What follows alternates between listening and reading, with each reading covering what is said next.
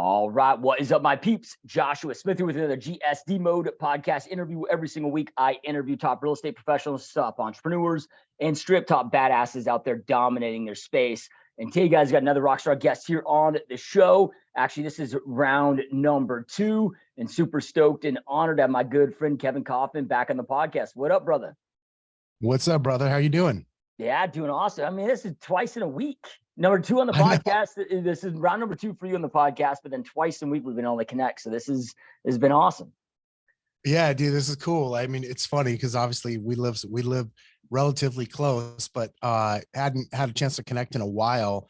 And then, a couple text messages over the weekend, and boom, twice in 1 week. This is cool. I'm down. I'm here for it.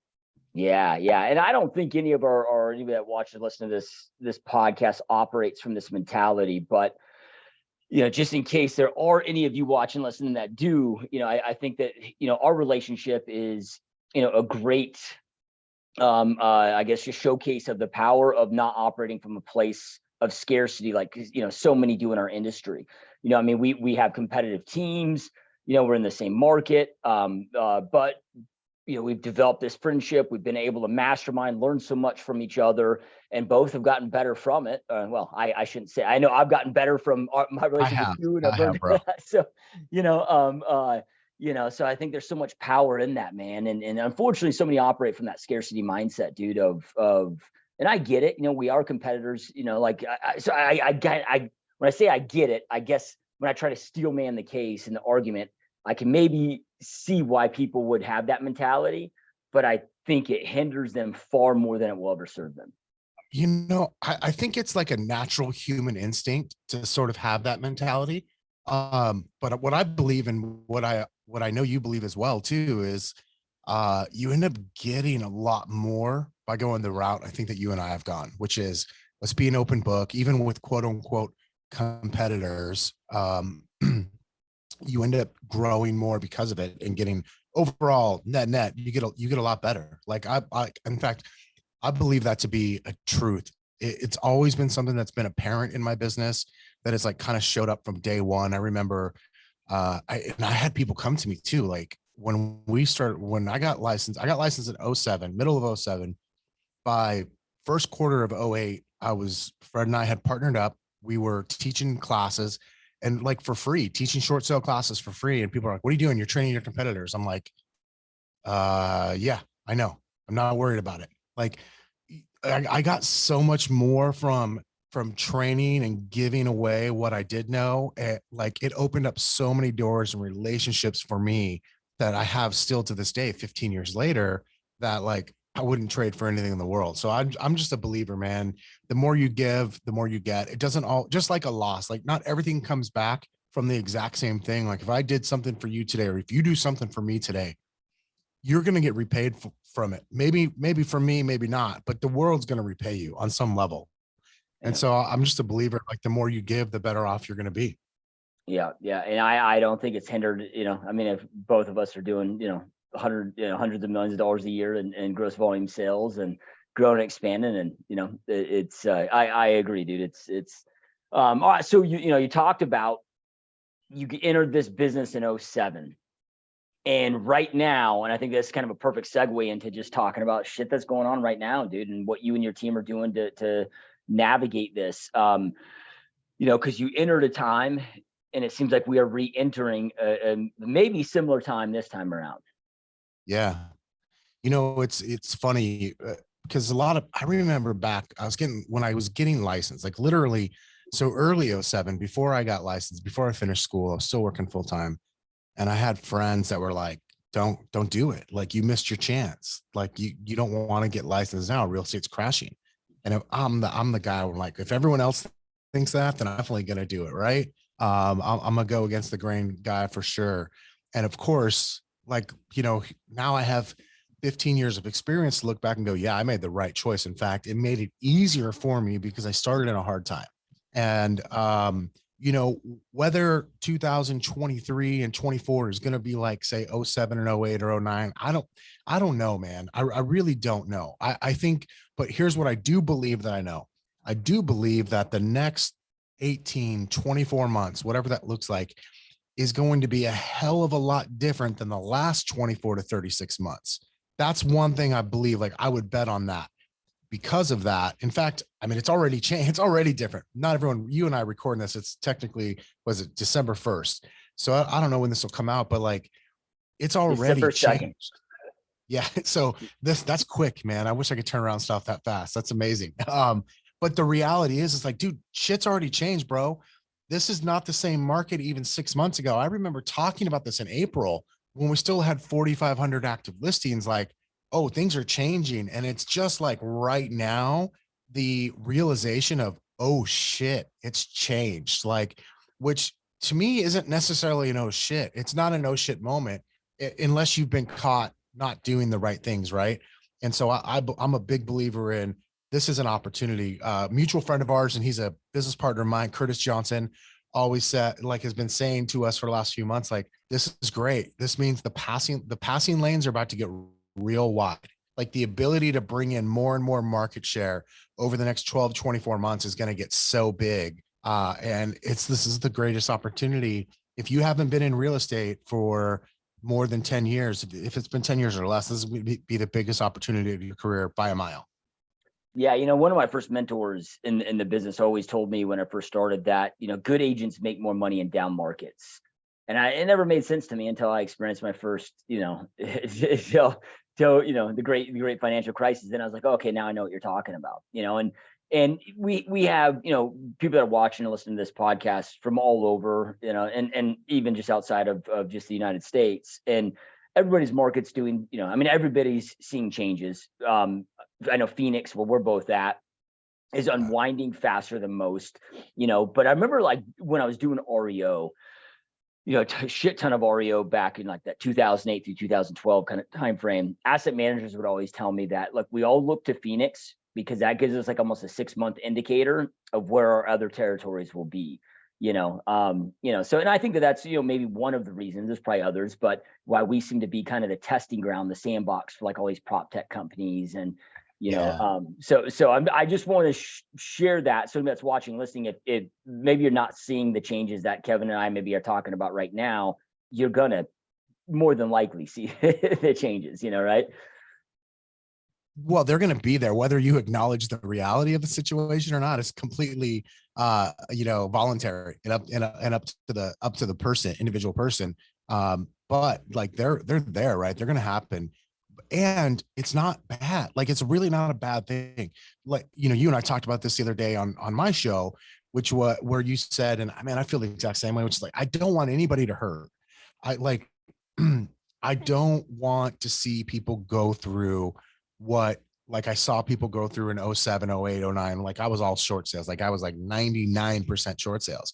And so most of my clients were like in the worst financial position of their lives. And the problem with that is like that bleeds over to other parts of lives, right?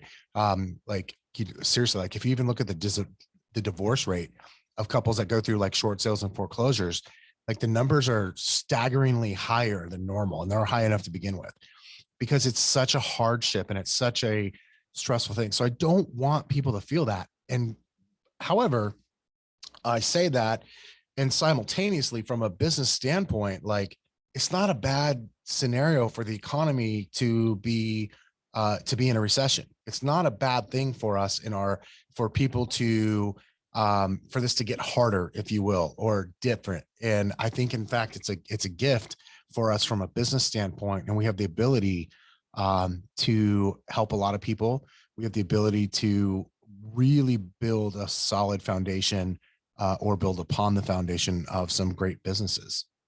Yeah. Couldn't agree more, man. I mean, at the end of the day, we can't control the market, and we can't control what happens to other people. All we can do is control our actions and how we pivot and adapt. I'll tell you one thing, and I know that you jumped into it in 07, like when things were already pretty much set on fire here, at least in Phoenix, but I got in a couple years before you. So, 05 was very similar to 2020, 2021, not quite as extreme, but about as close to that we'd ever seen prior to that market. And but right now today, it just seems, and maybe because I pay more attention now, maybe I was just so busy in my own lane and my own business at that time, but it just seems that there's much more fear and anxiety in our industry today than there was back then. I mean, are you experiencing that? Or not Yeah, personally, I know, but like, are you kind of getting that vibe? dude. So I don't know if so simple answer, yes. The second, but the deeper answer to that is I don't know if it's a maybe it's these different things, or maybe it's a combination like whiplash, like you and I think about, like you and I were okay, we were young adults and we're like building our business at that time. So a little bit different, but a lot of people in real estate now, God, bro, we're like the old guy now. You and I, like we're now the old guy. But like, so a lot of people that have maybe been in the business for 3 years, 5 years, 7 years, like they might have been kids and living at home during that time and saw the devastation that it caused their family and the stress that it brought upon their households. So I think there's a combination. It could be those things.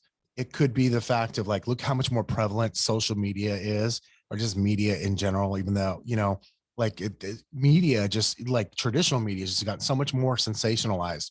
Forget about the political aspect of it, which is terrible, but like just the sensationalism of bad news is gotten even worse, right? Definitely hasn't gotten better in the last 15 years. It's only gotten worse. So maybe it's like the combination of like social media, the fact that the people that were kids and saw their parents go through it, now they're where you and I were, right? Back in '07 and '08, '09. And so it probably feels like there's more angst and nervousness about it. But I mean, I don't know if there actually is or not, or if it's like a perception thing that we're picking up because there's more of that energy is able to be, observed.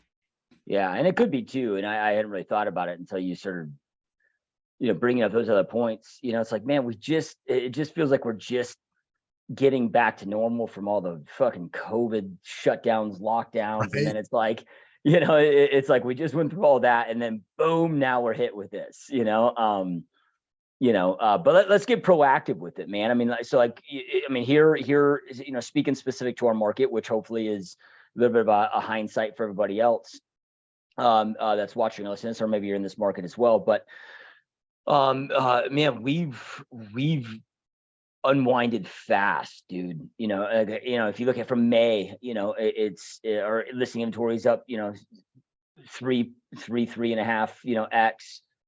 Sales are down about 50%, pendings are down about 50-60%. It's valuations overall. Like if I were to sell that same exact house from the peak to today, it's, we're down about a solid 20%.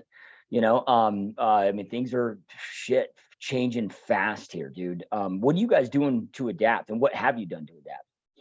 So I think first thing is, and I don't say this because I don't want anybody to feel bad, but like if you're just, first of all, it's already late. Like we're already late. If we're just now thinking we have to adapt, we're late. And so I think really, what I guess my general mindset is this. Let's just say I want to make, let's just, say I make, I don't know, let's say I made 100 grand this year. Okay. And my goal next year was also to make 100 grand. And I'm just using that as a placeholder. It shouldn't be anybody's goal. I'm just using that as a placeholder. If I'm going to make 100, if I'm going to make the same amount of money next year, I'm a firm believer in the fact that I like probably going to have to do 30 to 40% more work to get the same number of deals to make that kind of income. Right. And so I don't know yet. What strategies have to change. That's the thing I feel like is still up in the air. There's like these little micro things that we have to change. I know that I got to make more phone calls. So if I used to make 50 a day, I believe I got to make 75 now, maybe 90. And if I used to do 2 open houses a week, I got to do like 3 or 4 now a week. Whatever that source of, however you bring in the majority of your business, I believe we have to drastically increase those activities. So I'm going to say, as just a rule of thumb, because we're going to see prices go down a little bit, like you just estimated, let's call it 20%. So I'm going to say, considering the fact that the commissions are probably going to go down a little bit and the transaction volume is definitely going to go down, I think that I've got to probably do 40% more of the income producing activities I was doing. So the very first thing I think that I got to do, the conversation I've been having with the agents on my team now for about the last 4 to 5 months has been audit your personal activities. Like get real, get right about what am I doing? Like, am I actually taking the time? Like if I say I'm making the 25 phone calls a day or the 50 phone calls a day, like, am I really doing it? Number one. So I got a baseline. And then I got to, if I want to at least keep my income the same, that's got to be, I got to increase my activities by 40%. So to me, that's like step one is sort of get real, like get real as far as like where you're at, get real and get right. Like as far and get into reality. I think that's the first thing. And sort of on that same level of reality is now this is the same thing I was telling my agents a year ago and 2 years ago, which is don't worry about the headlines, forget about the news. What we got to do is we have to actually understand the reality of the market. And so to me, what that means is I've got to understand the numbers. I've got to be, whether that is, if you serve it like Josh and I, like our teams, we covered like these really big geographical areas. But I know a lot of agents around the country, they service really small ones and they're like really specialized, whether it's because of like just geography or traffic or whatever it is that you service. Get to know it better and deeper so you know the truth of the market, not what you're hearing. Because even if you hear it from other real estate agents, it's most of the time it's like half bullshit at best. Like it's half right at best. And so be reality based, both in your own activities and in the market. And then you got to like be sensitive to feedback from a standpoint of like, hey, if I'm doing this and I'm not getting the results that I want or that I would normally get, what do I need to adjust? Do I need to work on my scripts? Do I need to work on this? Is it a different lead source I need to have? Like you and I the other day, Josh, we talked a little bit about the balance of like buyers versus sellers and how, you know, buyers have more control right now. So if you want to have a little more control over whether you pen something, you said it. And I think I think there's a lot of wisdom in that. Like, okay, be a little more buyer heavy and you'll probably have a little more control over your pendings next month. Right. And so maybe tuning into little things like that. Do I think like REOs are coming around? No. Could they? Yeah. I mean, yeah, anything's possible, but we don't know yet if they ever will. So I don't think like, I'm not going to go run out and go get certified and start talking to all the asset managers and spending 20 hours a week on that stuff because there's no real signal for that yet. And we could talk about that again later too, if that makes sense. But as to why I don't think that, but my point is like, I don't know that we have enough information yet about the market to rapidly or drastically shift our strategies. But the one thing I do know we have to do is we have to shift our activities in a drastic way. Yeah. And what I'm always saying, and whether it be to my own teammates or even here on the podcast is, you know, what going through shifts, which we're, you know, definitely going through a shift. The difficult part is during that initial kind of transition time, you know, because once the shift is in full swing, it becomes very clear of who those different ideal clients are. You know, like there's going to come a time where investors swoop back in, maybe REO, maybe short, you know, who knows where, you know, but there's going to be that time where it's like, boom, here are the distinct ideal clients that like this market is perfect for, you know, but then where we're at right now is that transition where that's that gray area where it's kind of not good for really anybody, you know? So then, and I've been saying the same thing to my agents, dude, it's like, you guys, right now is the time where you got to work twice as hard for the same amount of money. Now that doesn't mean twice as many hours, but you got to double down. I mean, just to me, and I could be wrong on this logic, but to me, it's just, I look at, okay, well, sales are down 50%, you know, I mean, the home sales. Okay, well, that just means I got to generate twice the amount of leads, do twice the amount of follow-up, do the same amount of production, you know? So yeah, I mean, I think you're hitting the nail on the head. I mean, that's exactly what we're doing. Everybody's got to act like a mom who just got back into the workforce. Cause you know, like when the kids go back to school or go to school for the first time and the mom gets into the workforce, like especially in real estate, you and I've seen some gangster ladies that have just like built awesome businesses because they were forced like, hey, I got 3 hours a day. Like I know some powerful women that like they came in, they had this chunk of like 3 hours a day and they fucking worked for 3 hours a day. Whereas like your typical realtor comes to the office for 6 hours a day and they might work an hour because with all of the distractions and the stuff that we do to make it feel like we're busy, like, no, work like the mom whose kid is at school that you got to go pick up in 3 or 4 hours, because that lady never fails. Like I've seen that story play out over and over again. Or act like the guy who's going on vacation next week or on Friday, right? Because when you're inevitably, everyone's like, oh, I get all this business when I go on vacation. Yeah, because you worked hard for the week or two before vacation. That's why. It's not like the universe knew you were going on vacation, so it sent you more deals. It's because you started acting appropriately during your working hours. And I think it's a matter of that. And I think, one thing I want to go backwards a few minutes to something I said about being reality based is, I mean, dude, the numbers you just shared, like those are kind of, they're shaking. Like to think about 50% reduction in transactions.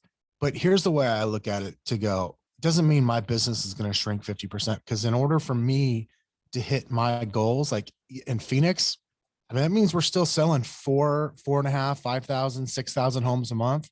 I don't need that many deals to hit my goals. I don't, like 5,000 deals a month is plenty enough for me to go out and get what I need, whether that's 20 or 10 or 1 or 150.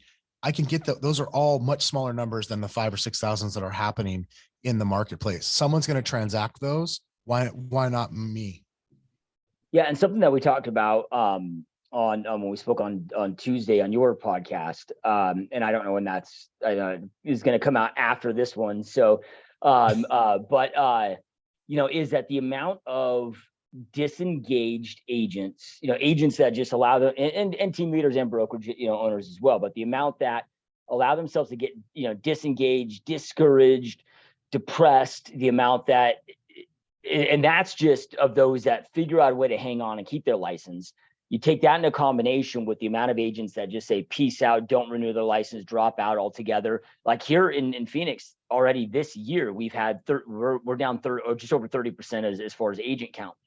So the amount that are either drop out or that are disengaged, discouraged, and just not working is going to exponentially be bigger than the lesser transactions happening. So when you start to calculate, it's like, no matter what, the opportunities are massive. I think that's, people just need to understand that. Like, this is the greatest fucking time. Like, I mean, if you look at just go study every major, and not maybe every major, but most major organizations and companies. Shit, Tesla was started during the great financial crisis. It's just like, it's over and over again of, we know historically that there's more millionaires and billionaires created during recessionary timeframes than there are good times. This is the time for those that are willing to put in the work to go out there and just truly, truly dominate. Yeah, man. And I'm pretty excited about it. My team and we're going through a little bit of a change. I guess not change. Like we're in the middle of onboarding with a company called Place, which is a kind of a platform, if you will, a partnership on our business for our sales team. And one of the things I love is like, we're just so focused in this company Place, which is, it's not a brokerage.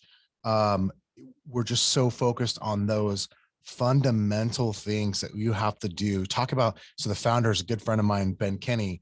He's a guy that started his business also in the last downturn. You talk about millionaires and billionaires being made in those times. Like that's when Ben got started as well, or really started his empire. That's now become, hundreds and hundreds of millions, if not billion dollar empire at this point.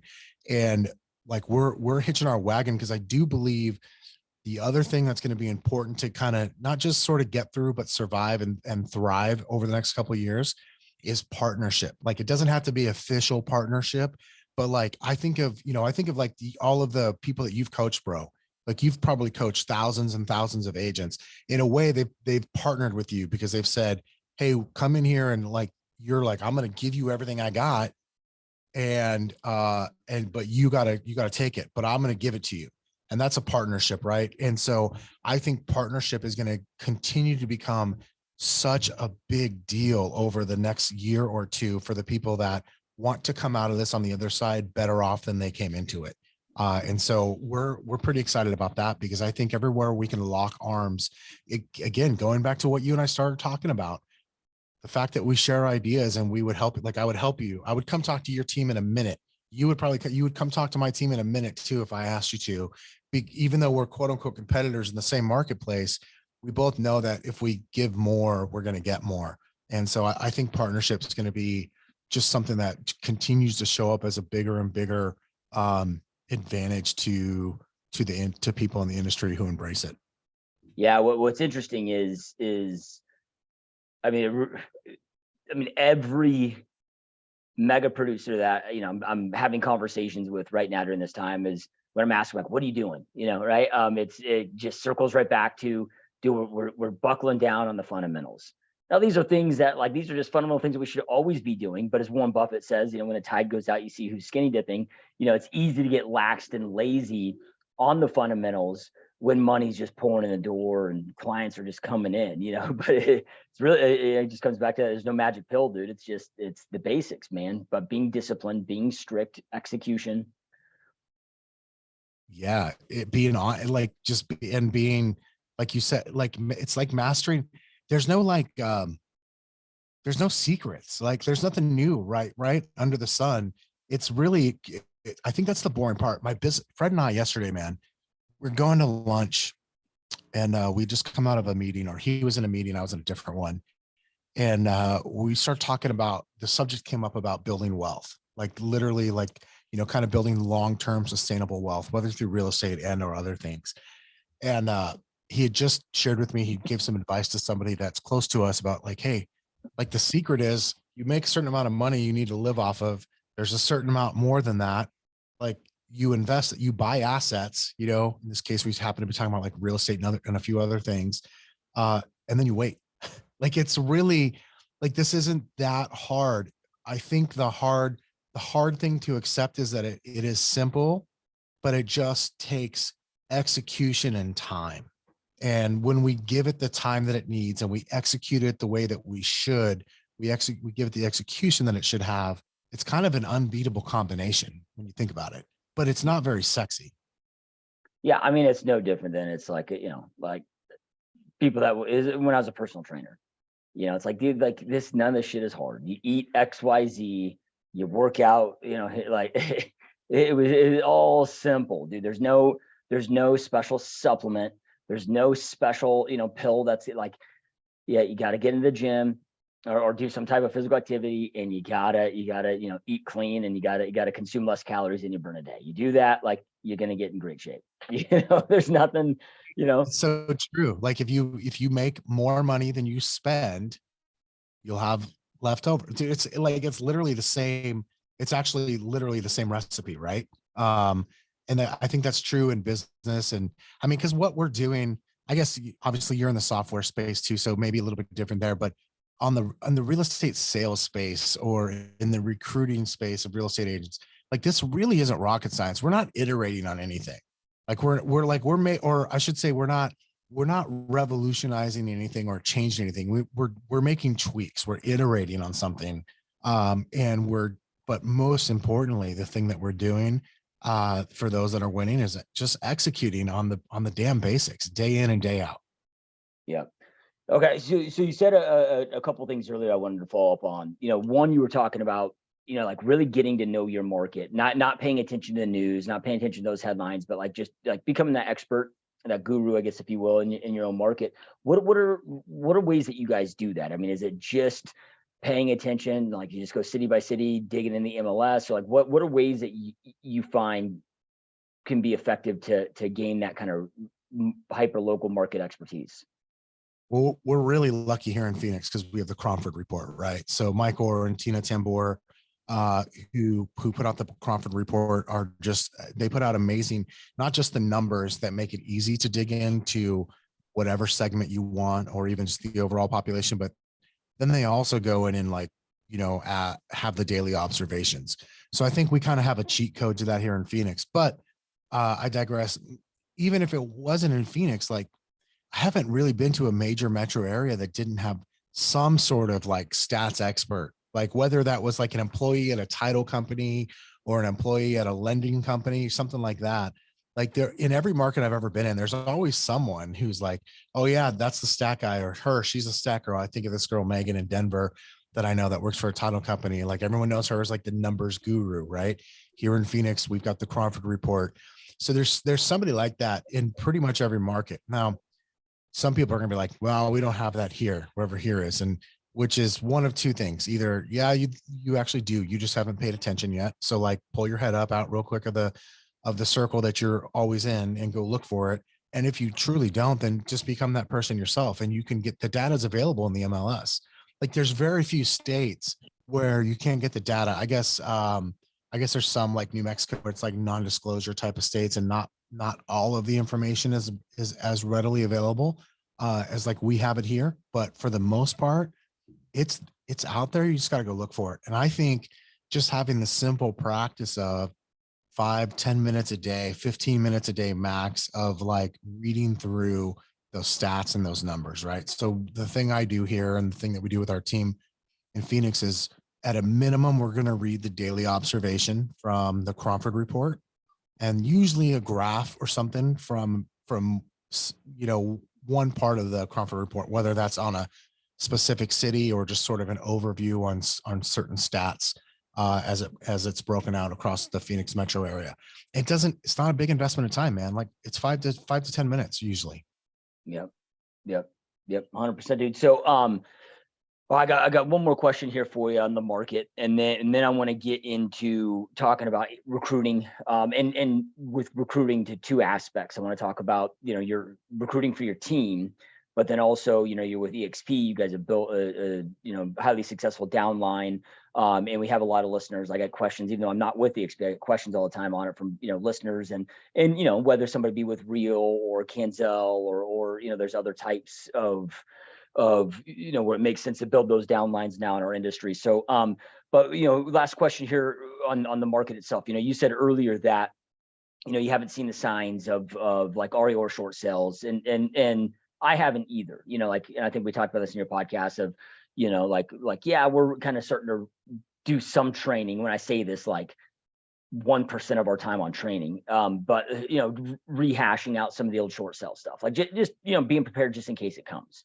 but like by no means are we going to start marketing or there's no KPIs to indicate that yet. But like but it also sounded like when we were on your podcast, I gave my 2 cents on where I think this market is potentially headed, and everything's contingent based on if the manipulation within monetary and fiscal policy. So I have no idea. All I can say is, hey, if the Fed continues down where they're going right now, here's my predictions on where this, like if they'll let the market actually do what the market's supposed to do, here's where I'm very certain, very confident it's going to go. But like what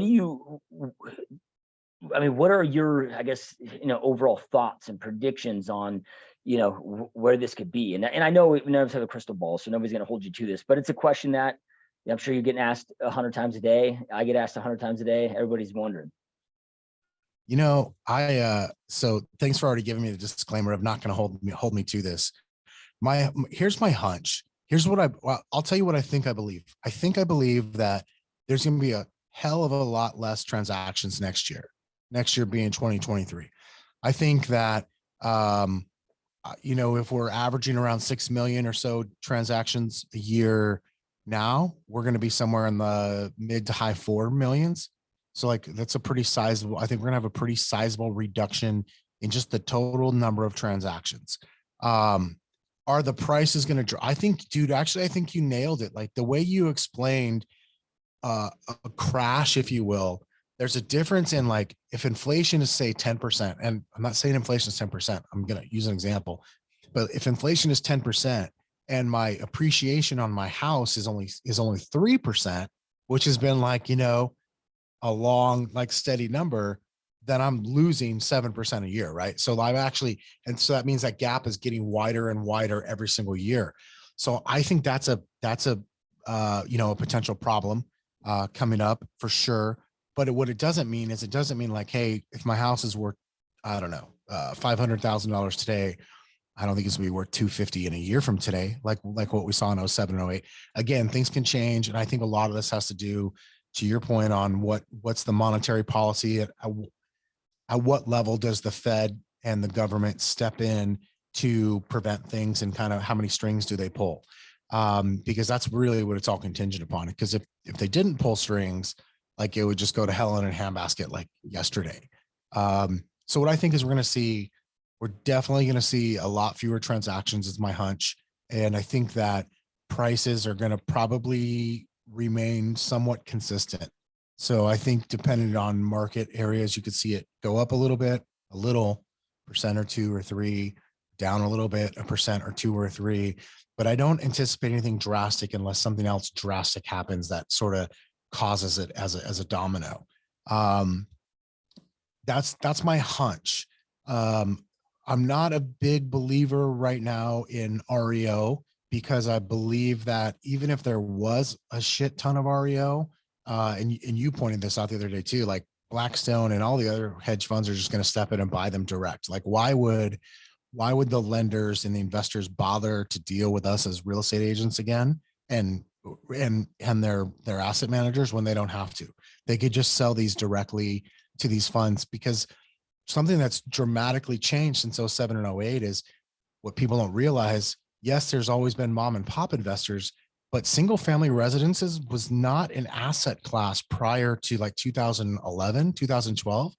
Like when you looked at all the major REITs, so the real estate investment trusts around the country, those were like shopping centers and big box buildings and things like that. That's what they owned.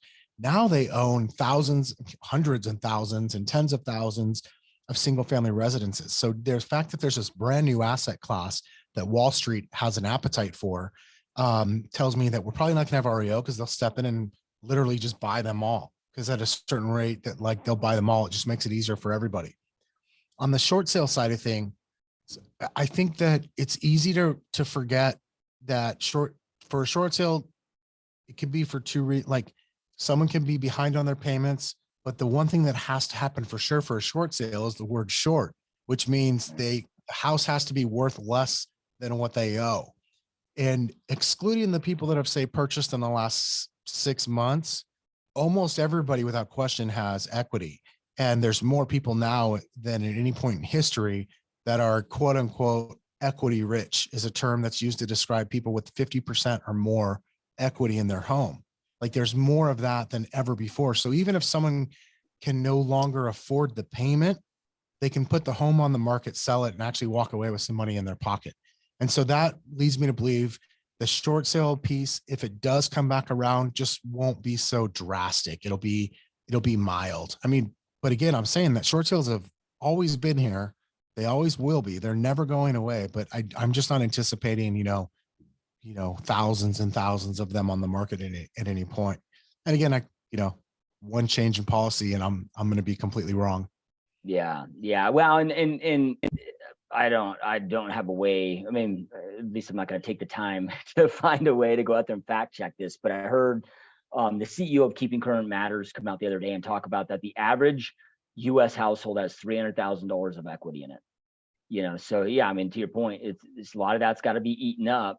But I also look at it, it's real estate is kind of shitty in a way that prices and overall valuations are set on the kind of fringe minority, like meaning everything is contingent on the comp that just happened.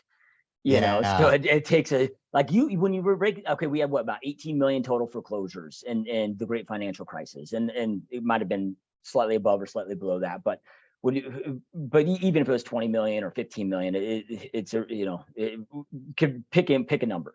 But then there's about 140 million total households in the United States. So you're talking, 18 million versus 104, but those 18 million drove these other 122 million down, whatever, 40-50%. So you just never know. And my whole point on all this, this is when I'm speaking to realtors, which is everybody that's watching, listening. I mean, are those tied to the real estate industry? I'll always give my 2 cents when people ask me about what's going on with the market. But my main answer though to them is it doesn't matter. And when I say it doesn't matter, I'm not, we all own homes, and that's gonna, whatever is, you already pointed this out, Kevin, it sucks seeing people in that pain, but I'm speaking out just from looking at our business. When I say it doesn't matter, it's like there's business to be had no matter what. So at the end of the day, spending time on all that speculation, it's just mental masturbation. It's like, we're going to go out there and crush it no matter what. Really, dude, it really is. It doesn't matter when you look at it from that standpoint. And truthfully, like, it doesn't matter to to the homeowner either, unless they got to buy or like, unless something changes where they can no longer afford their payment and, or they've got to sell for a job change or a transfer or a life event, something like that happens where now they're forced to be in the market when they didn't anticipate it. Okay. So then it's going to play in there, but again, it's like anything else, man. Like, get back to the conversation I was having with my business partner, Fred, yesterday. It's like, if you just play the long game with your assets, you're going to be fine. Right. It's like, if you buy a stock, let's say you bought Tesla stock at $400 and today it's worth 180. It's only worth 180 if you sell it at 180. If you don't sell it though, you never realize that loss. So yeah, it kind of doesn't matter, to your point. It really doesn't matter what the market's doing unless you're forced into the market. And then as a professional, it never matters. The only thing that matters is what's your strategy. Yep. Love that, man. All right. So dude, pivoting over to the recruiting side, what I'm telling, just any of my team leader friends and brokerage owner friends. And then, I coach a lot of team leaders and broker owners too, but I'm telling them, like, right now is that time, dude, to, just like we talked about on the real estate side, like doubling down. I'm like, now's the time. I'm like, whatever your recruiting goal was for 2023, triple it, and I'm like, cause like, right, I mean, number one, agents are going to need leadership. And there's a lack of leadership out there right now to help with agents, that navigation, and I keep telling them, I'm like, look, this is the best hedge. Like you're going to have some agent loss potentially, with agents dropping on the market. There's just going to, no matter how great of a team leader are, you can't show up and force agents out to get out of bed. Right. So there's going to be, and they might see a slight per agent production, a drop. So I'm like, it's the best hedge overall. And there's probably going to be a lot of brokers and a lot of teams that are neglecting their agents during these times. I'm like, so like, this is the time, dude. And, from somebody that's built such an amazing team, that's recruited a lot of agents, what are some of the things that you've done as a team leader, advice that you would give somebody's watching or listening to this right now that is looking at growing and expanding team or brokerage side, when it comes to recruiting, what would that be? It's not an option. Growth is not an option. Part of the too, I mentioned partnering with Place earlier. Like part of that for us was about growth. I believe that in this market that we're currently in and working on, going to be working in for a while, that you will, if you do not grow, you will die. And I know that's kind of like a philosophy and sort of overall thing that you already sort of operate by. So I'm probably preaching to the choir, but I think more than ever, like growing is no longer optional. If you have a team or a brokerage and you've prided yourself on per agent productivity and having a small tight knit group, that's okay. But you gotta be real with the fact that you're going backwards and you could end up with nothing. So if you're unwilling to grow, that's like saying, I'm willing to go out of business. I'm willing to have this thing shut down. So to me, growth is no longer optional. So if you haven't already been recruiting, it's time to start recruiting. And like you said, if you are recruiting, whatever those recruiting goals and activities are, double and triple them, because now's the time to really press the accelerator on that side of the business.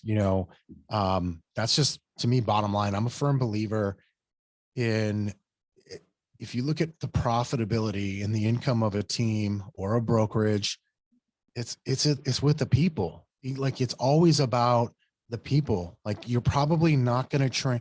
You get an agent that's been with you for 10 years, and if they sell 20 houses a year, like they're probably not going to just all of a sudden one day start selling 70. Like that's happened, but that's the exception, not the rule. So if you need more production, we all do, especially now, we got to go recruit the production in. And so it's not optional, it's mandatory. And whatever you thought you had to do, double and triple it. Yeah.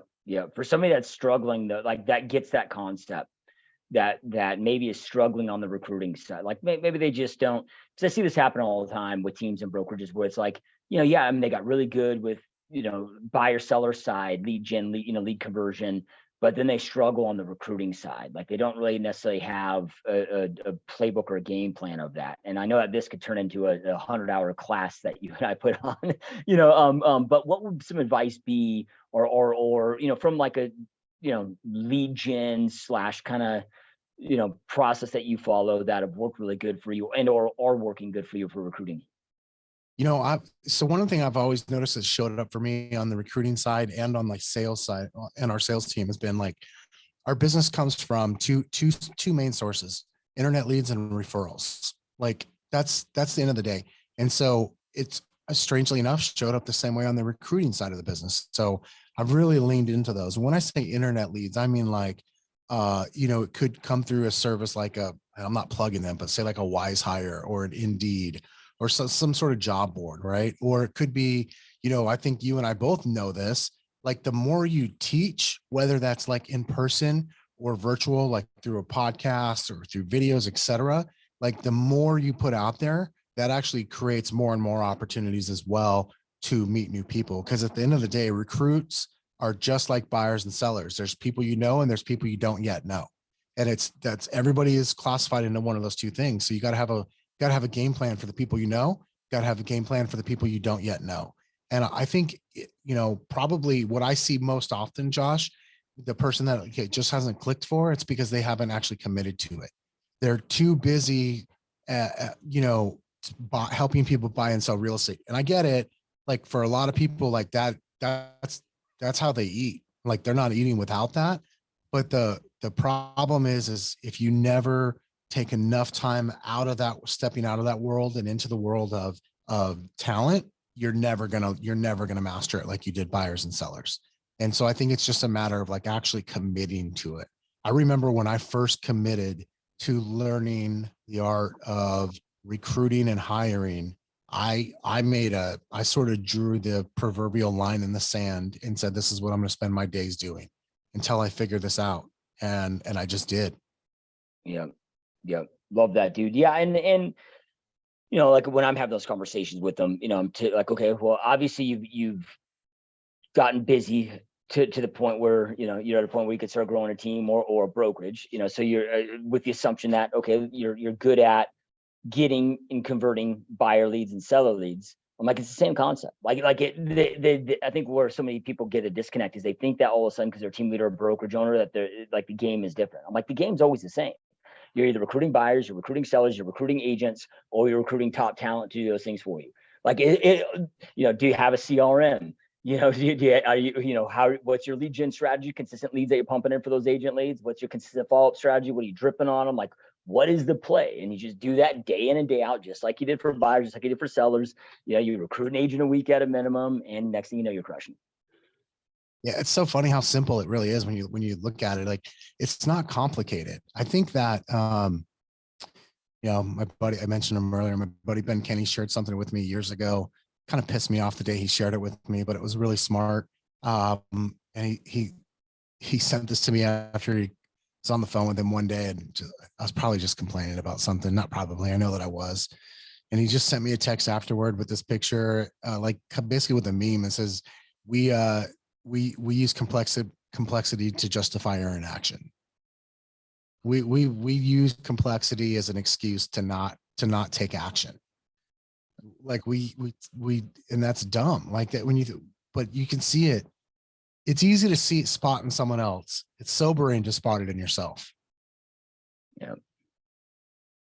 And it's not like you literally just gave, like in 45 seconds, you gave a master class on the art of running your real estate business, right? Like it's those things. It's not that right now. There's nuances in there and there's things you can do to get better, and you can work on your strategy and, work on the content game, like which you've fucking mastered better than anybody. Or you can do, like, you can learn the advertising game, which you also have done a great job on, or you can get to be one of those people. Like I've met some recruiters in my day, bro, that are like, they are monsters on the phone, and they can have appointments all day, every day, because they have the ability to pick up the phone, make the phone calls, say the right things to get appointments. And my style is much different. Like I work my recruiting process a lot closer to the way I work my sphere of influence of buyers and sellers. And it's a longer game, and it's just a different approach. But the point is like, it's really not that hard. It's really the same thing though. At the end of the day, It's the exact same thing. I'm just using different language, and there's a different, my end goal here might be to join EXP, to join my team, as opposed to let me list your house. Yeah.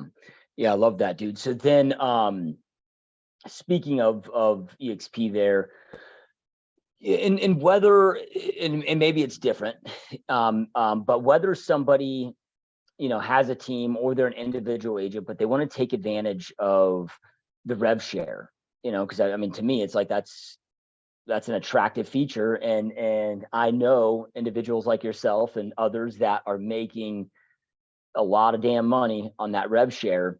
But man, I also, see a lot of people that are, struggling with it for a multitude of reasons, but, and whatever those may be. I'm not saying that I know what those are, but, as somebody that's built an incredible downline, dude, with them, in addition to your team, how does that differ from recruiting agents for your team? What advice would you give for those that are either with EXP or looking to join EXP, or might be with one of these other alternative companies that have kind of copied your guys' model?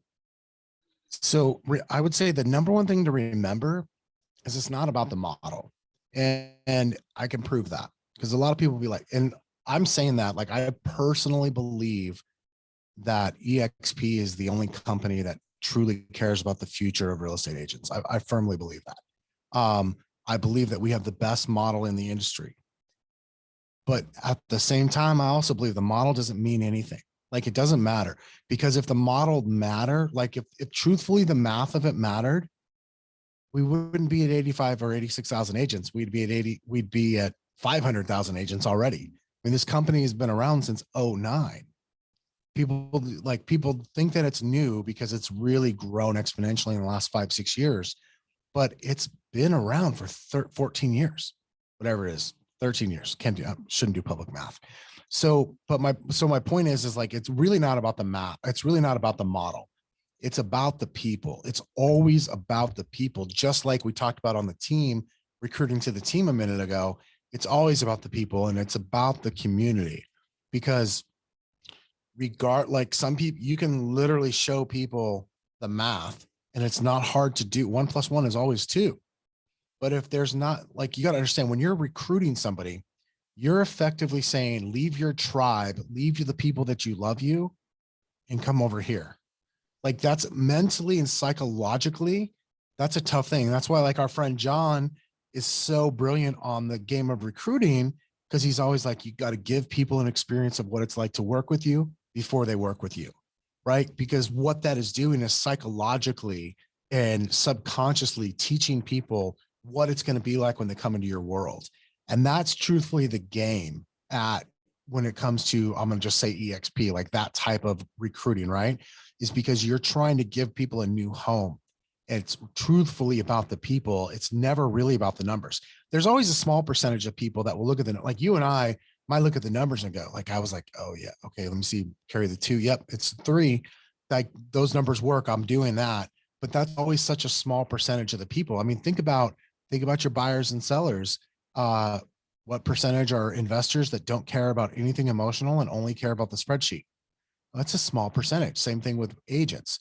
So we know that it's not really about the numbers. It's always a psychological game.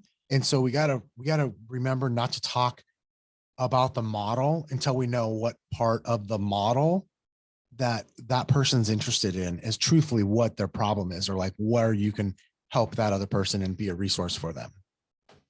Yeah. Yeah. And then, and this is, again, speaking specifically to, growing a downline, right? A lot that, and this is from observation, but a lot that I've seen, man, it's like, I mean, they have, even though they're not maybe joining their team, but they're treating their downline like there's things of value that I'll like Mike Sherrard, is a good friend of mine, and and like I've been on, like, okay, every single week he does a private Zoom call with them, brings on guest speakers. I've guest spoken on his thing there, and has some private training for like it seems to be like it's not just and where I'm going with this is, it's those that I see that are killing it, like yourself, with this model, aren't just join the EXP, plug in, and then peace out.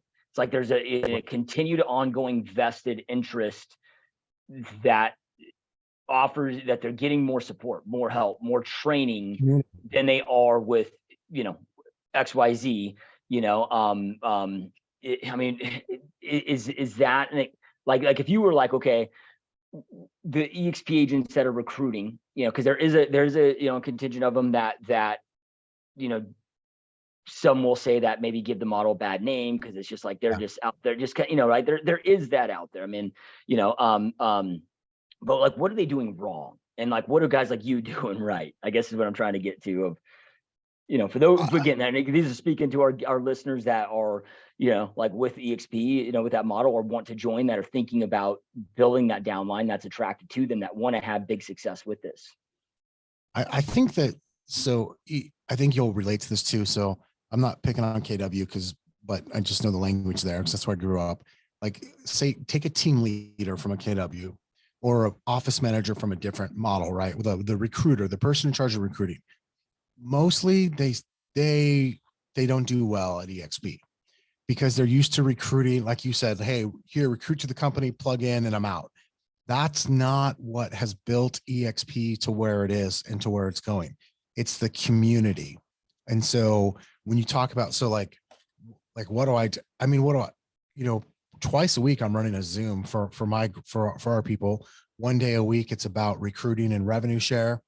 One day a week it's about production, building your real estate sales business. And then there's a lot of stuff that happens in between, in person, over text, masterminds that happen in person as well throughout the year in Phoenix and at other events. So really the people that are having a ton of success. Now, what I want to do though, let's erase the outliers. Let's erase the people that got here early, made a couple good decisions and don't really contribute, like, because that happens. Like, and I'm not taking anything away from that person, but there is some luck involved in it. Most people, with a few exceptions of a few outliers, what they're doing is they're cultivating a community. They're not actually just recruiting. And the way I look at it is that it's just that. It's like, hey, I'm going to do this training. Yes, I've got this boot camp thing that you can go through for building your real estate team, or if you're a newer agent, I've got this other boot camp that you can go through. I've got all that, and you can have that because that's a value add to you. And then of course, anybody who comes in my group gets to give that away too, to everybody that comes in. But then there's these ongoing things, because again, what we're really trying to do is build a community. And I think the people that focus more on the community rather than, I mean, again, I think EXP is amazing, but if I just leave it up to the company, well, what I know is it's going to take them a super long time to grow. And it's going to take them a super long time to, like, they're not going to retain at the same level that I can. And so if I go in and step in a little bit and treat it like a business, that's a little bit different. So, but I also would say, if I had to step back a minute, I'd go, well, what's the goal? Like for me, I wanted to go create a large amount of residual income. Because my goal is bigger, I believe I've got to be more active. Now, if my goal is to say, hey, I just want to go supplement my income, like I want an extra $1,000 a month in residual income, truthfully, you don't really got to do that much. Like you could just dedicate 30 minutes to an hour a week to making some phone calls and setting some appointments, and you'll recruit enough people to do that. It's not hard. It's not hard at all. But the truth of the matter is most people either won't do anything at all, or they want to go hardcore. But again, the problem is like, it's not recruiting, it's community building. And there's a big difference. Yeah. No, that's powerful stuff, dude. What I always tell people, that, because I get numerous questions on a weekly basis, and some of them are my coaching clients, that are thinking about, joining, and I'll tell them, like, if you don't have the ability to go out there and provide those kind of plus ones like you are, like maybe they don't have, whether it's due to the experience, whether it's due to whatever, if they don't have the, the boot camps, the trainings, then I'm like, then, plug strategically into your upline where you can give those things away. Cause then now I'm like, if I joined you and I didn't have anything, I'm now just selling your stuff and people Yeah. that I recruit are going to get that. So that's kind of, and the reason why I bring that up is for anybody that's watching or listening that's thinking about going this route, that's like, well, dude, I don't want to have to go create all these trainings. I don't want to have to jump on all these Zoom calls. I don't want to, it's what's cool about it is you don't necessarily have to if you're strategic with your upline. Yep. Yeah, that's 100% right. Like I would tell people, like, and I tell people all the time, like, don't even focus on that. Like if you think recruit, like what I'll tell people is like, if you think you want to recruit, you want to add that part into your business, then let's dedicate a little bit of time every week. Like the most amount of time is going to be a couple hours, like 4 hours max. But like, let's dedicate a little bit of time and get you some momentum. Because if you can go get a person a month or, whatever, like that starts to be real money after a year or so. And then it's like, cool. Now you want to go take that from 4 hours a week to 10 hours a week, go for it. Right. And then like throw some and then you want to go start creating something, an offering, if you will, to put on top of it. Like maybe you're amazing at, like, dude, you used to do the mega open house thing. Like you were like, dude, you plastered. Everybody knew that you were the mega open house guy. It was fucking awesome. And so like, maybe if that's you, then it's cool. Become known as that. And then like give that away to the people in your group as well. You can add that to everything that I'm already doing too. And everything that Curtis is doing, everything that Jay Kinder is doing as well. Like, let's just add it all together. Now you got an even bigger value stack than I got. Right. But don't just come in from day one and go like, oh, I gotta build this thing.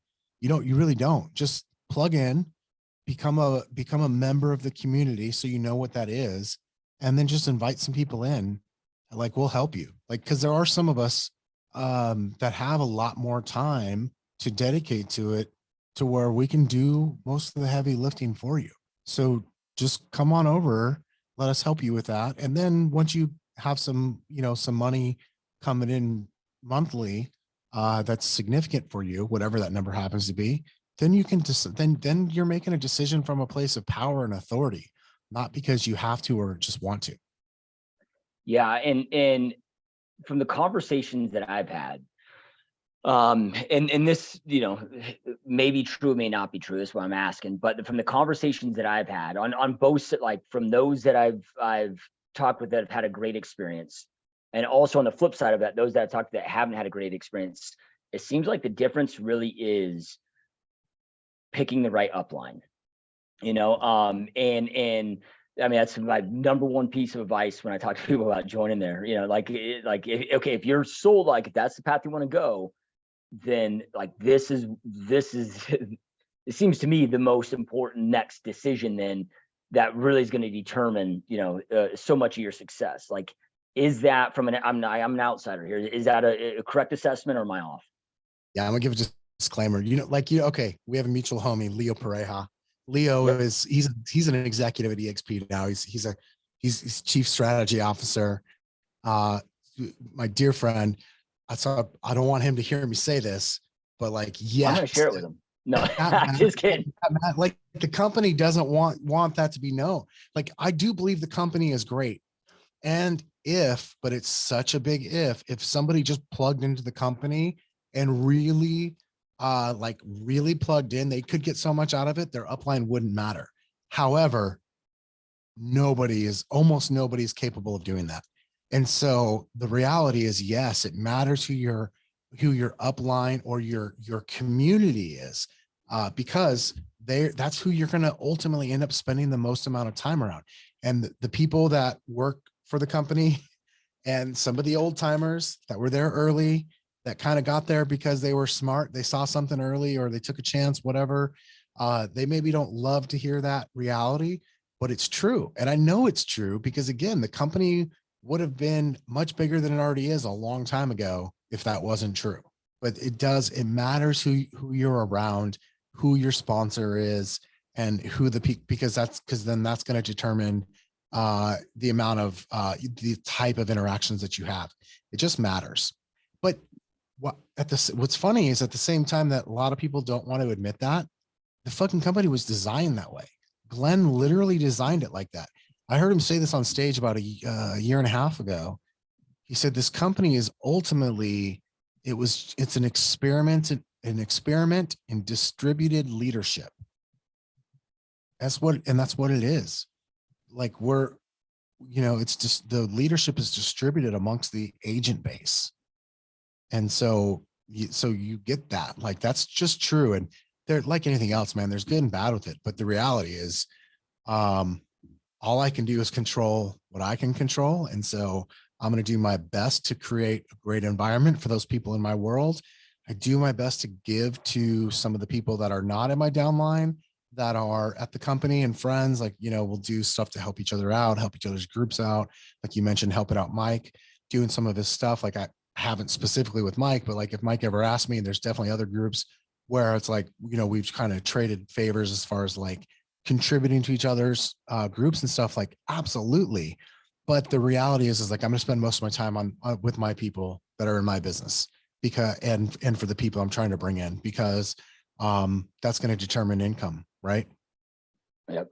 Love it, dude. All right. So one last question for you. But before we get into this last question, just in case anybody that's watching or listening to this, dude, wants to, maybe have that conversation with you about, joining your team. Maybe they got a referral for the, the Phoenix market area. Maybe they're want to have a conversation about, join up with the EXP. And then in addition to that, I know you got an epic, amazing podcast, I don't want to say same as this podcast, different, a lot of different guests, but I mean, it's, industry specific and so much amazing value on there that you've been pushing hard for 4 years now or longer. With also, give a plug to the name of the podcast, because I know you got an amazing episode getting ready to release somewhat in the near future. Yeah, bro. No doubt about it. We got so it's pretty originally named the Kevin and Fred Show, because that's how original we are, the Kevin and Fred Show, and it's on every single podcast player, at least that I know of. So it seems like though everybody's on Apple or Spotify and very few others, but the Kevin and Fred Show. One easy way, don't judge me for this website, but like kevinandfred.com is an easy way, just because there's a contact us button that literally just emails both Fred and I. So if you were interested in sending a referral for the team, if you're interested in joining the team, if you're interested in inquiring about EXP, or just getting in contact that way, or Facebook. I've got a Facebook group called Next Level Agents still, that is a little active, not super active these days, but Next Level Agents. So that'd be another way to find us there. And then you could find me in that group, Kevin Kauffman. So awesome. Anybody watching, listening, if you just scroll below, I'll have all those links, all those websites just right below in the notes there. So all right, so last question, dude. And I always like to ask, this is our kind of our ending question. If Kevin today could go back to Kevin, your younger self, when you entered this industry, knowing everything you know now today, and give yourself, a couple pieces, two, again, it can be 2 or 3, but let's just say two main pieces of advice, knowing what you know now that you feel would have just allowed this success trajectory that you're on to, happen at an accelerated rate. What would those 2 pieces of advice be? I mean, it's gonna sound sort of like, yeah, right, but dude, I really wish I would have just listened about EXP sooner. Like, I loved my time at KW, and joining a year or 2 sooner would have been drastically different in the most amazing way. So it's so maybe not just join EXP sooner, but like maybe be open-minded about the world sooner. Because the reason I didn't look at EXP is because I had made up my mind about what it was. And so I kept it at arm's length, and I just stayed away from it on purpose. Dude, we were trying to leave KW for a year, and we purposely avoided learning about EXP for 11 months. So maybe just keep an open mind about things. And the next thing would be, it's so funny. Like, I think about, there's a couple things, like I talked earlier about teaching short sales earlier on. I'm so glad I taught, and I'm so glad that we taught for free. I probably could have made a lot more money if I'd just packaged that up a little bit differently and sold some of the information. So maybe that. And, I was really early to YouTube as well. In 2009 is when I started posting video blogs. Right after I read the book Crush It, like, we literally bought a camera the next day, but then we stopped for like 5 years. I wish it wouldn't have stopped. Wish we just stayed in there and sort of leaned in. And I know I'm probably going over 2. And then just the other thing is, like, I would tell myself to listen to my hunches more. There's been times that I've had a hunch or I spotted a trend prior to it really becoming obvious to the rest of the world, and I didn't take action on it until it was maybe not too late, but later, like I missed an opportunity to seize some stuff. Yep. Love it, man. Powerful stuff. And Kevin, dude, truly appreciate you taking time out of your busy to be here with us, man. This has been awesome time catching up, and it's been such a powerful interview, brother. Absolutely, dude. I appreciate you. Thank you for having me on. We will absolutely the best guest, Josh, will be on my show. It's either going to be Monday or the following Monday, and I don't know yet. I will find out, and we'll link to everything in there too. So, dude, I appreciate you doing this, having me on, and just the ability for you and I to kind of pick each other's brains and kind of share experiences. It's always really valuable to me, dude. So thank you for what you do. Yep. No, 100%, my friend, dude. And those watching, listening, as always, we truly appreciate being here. Truly appreciate your support. Keep crushing it. Keep kicking ass. And we will see you next time. Peace.